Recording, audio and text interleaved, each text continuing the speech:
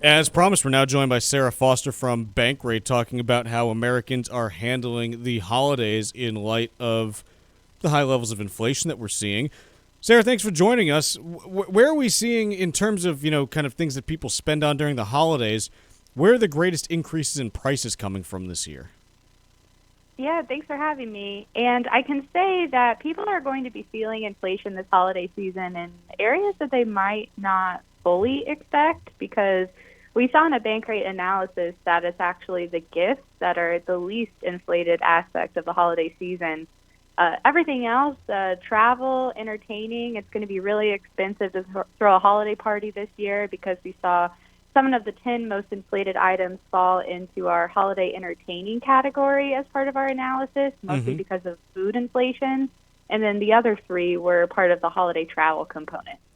When we look at that holiday travel, is there any breakdown on whether that cost is related to gas? Is it related to airfare, hotels? Is any place in particular that people may be feeling it?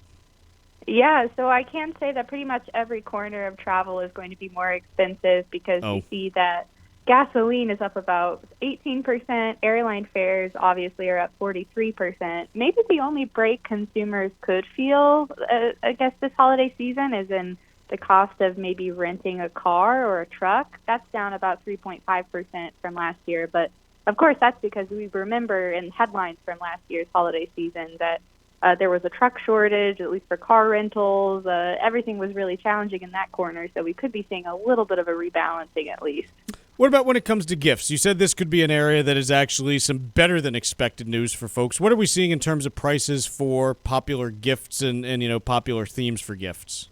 Yeah, so we are actually, in our analysis, we looked at 40 items specifically, and just 5 of those had declined, but 3 of those were part of the gift category, and they were really concentrated in electronics. So smartphones are down about 23% from last year, TVs are down about 17%, even computers and iPads, things like that, are down about 3%.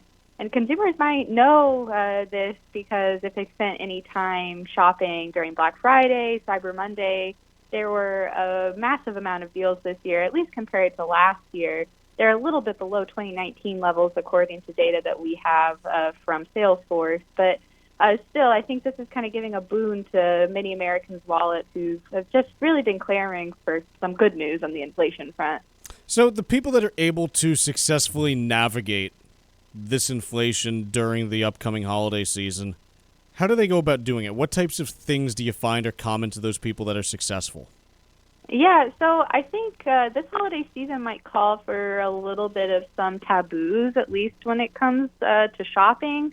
I think it's going to be really important for people to talk to the people they're shopping for and ask them for a list, maybe what they specifically want. That way you can make sure that all of the money that you are spending towards gifts won't be put to waste. I mean, nothing really damages your wallet more in a high inflation environment than the price pressures itself, than obviously wasting money on things that could just eventually collect dust come the new year.